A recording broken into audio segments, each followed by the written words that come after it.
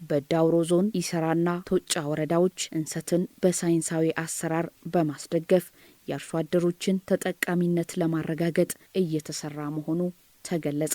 በዳውሮ ዞን ለመሬት በስፋት እየለማ የኢኮኖሚ የስነ ምህዳርና የውበት መሰረት የሆነው እንሰት የአየር ንብረት ለውጥን የሚቋቋም የበርካታ ኢትዮጵያውያን ሕይወት ዋስትና መሆኑ ይታወቃል። ከስሩ እስከ ቅጠሉ እያንዳንዱ አካል ለተለያዩ አገልግሎቶች የሚውለው እንሰት የዳውሮ ሕዝብ ብርታት መገለጫና የሀብቱ ማሳያ መሆኑን አርሶ አደሮቹ ይናገራሉ። የምግብ ዋስትና የሚለው እንሰት ብቻ ነው።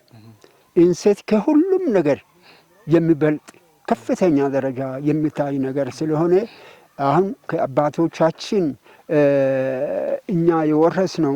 አሁንም ለልጆቻችን እንደምናወርሰው እንሰት ከሁሉም በላይ ከማንኛውም ምግብ የበለጠ ሀብት ያለ ሰውም ራሱ ሀብታም የሚባለው በዳውሮ ክልል ውስጥ በቃ እንሰት ነው። ይህ ዘመናዊ ሽግግር የቀደምት አሰራሮችን ያላስቀረ መሆኑን የጠቆሙት አርሶ አደሮቹ ከቴክኖሎጂ ጋር አጣምረው እያመረቱ ለገበያ አቅርበው ገቢ እያገኙበት እንደሆነ ገልጸዋል። በማባዣ ጣቢያዎች በሚሰሩ ስራዎች አማካኝነት የእንሰት ዝርያዎችን በመለየት እያስፋፉና እያሰራጩ መሆኑን ባለሙያዎች ይናገራሉ።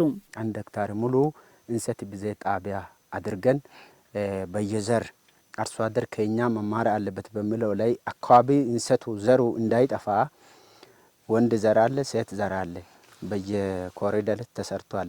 ይሄንን የሰራን ነው። አርሶ አደርን ደግሞ አምጥተን እናስተምራለን። በእናንተ ማሳም እንደዚህ አይነት ስራ ስሩ የሚል ለነሱ ግንዛቤ ፈጥረን ከዛ የደረሰውን አቅም ደካማ ለሆኑ ሰዎች ይህንን እንሰት አካፍለን እንሰጣለን። እንሰት ከባህላዊ የምግብ ምንጭነት በተጨማሪ ወደ ዘመናዊ የኢኮኖሚ ሞተርነት እየተሸጋገረ መምጣቱን የቶጫ ወረዳ ግብርና ባለሙያ አቶ አወቀ አልዳዳ ተናግረዋል። አርሶ አደሮች በተለያየ ዘርፍ ነው የሚጠቀሙት። እንሰትን የሚጠቀሙት ለተለያየ ስራ ይጠቀማሉ፣ ለምግብነት ይጠቀማሉ፣ ለገበያ ኮንሰምፕሽን ለገበያ ይጠቀማሉ፣ ለተለያየ አገልግሎት ነው የሚጠቀሙት። እንሰት ደግሞ በስፋት እንደኛ ወረዳ ይመረታል። በዚህ አመት ለምርት የሚደርስ ሄክታር ናሙና የወሰነው ወደ 2843 ሄክታር አካባቢ ለምርት የሚደርስ ማሳ ነው ያለን። ከዛ ውስጥ አርሶ አደሩ በስፋት ይህንን እንሰት የሚጠቀሙት ለራሳቸው ለቤት ወጪ ይጠቀማሉ። ከዛ አልፎ ግንዱን ለከብቶች መኖነት ይጠቀማሉ። ቅጠሉን እንደገና ደግሞ ለቤት ክዳን ጊዜያዊ ቤት መጠለያ ክዳን ይጠቀማሉ።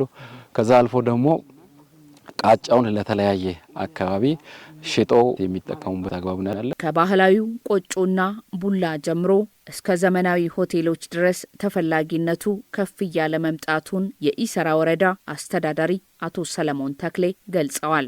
ለቤት ግንባታ ቃጫ ስታይ ለኮርኒስ ስራ እያገለገለ ነው ያለው።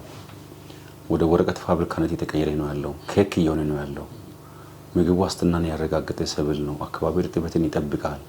እንሰትን በስፋት ማምረት ብንችል ከእንሰቱ ምን ያክል ጥቅም እናገኛለን የሚለው ነገር ማህበረሰቦች በደንብ ማወቅ አለባቸው። እንሰት ዝርያ ማስፋት፣ እንሰት በደንብ መትከል ይገባናል። በሌላ በኩል እሴት ተጨምሮበት ለዘመናዊ የምግብ ፋብሪካዎች ግብዓትነት ለማቅረብ የድጋፍና ግንዛቤ ስራ እየተሰራ መሆኑን የቶጫ ወረዳ አስተዳዳሪ አቶ ታምራት ታደሰ ጠቁመዋል። እንደ ወረዳ የጀመርናቸው ነገሮች አሉ።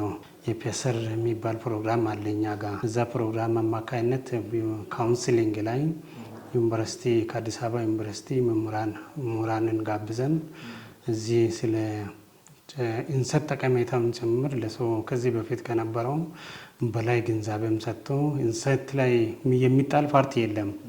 ከፓርቲዎቹ አንዱ ይሄ ኮባውን ለወረቀት እንደሚሆን እዚህ የመጣው ምሁሩም ከተናገረ ወዲህ እኛም እየሰራን ያለንበት ሁኔታ አለ።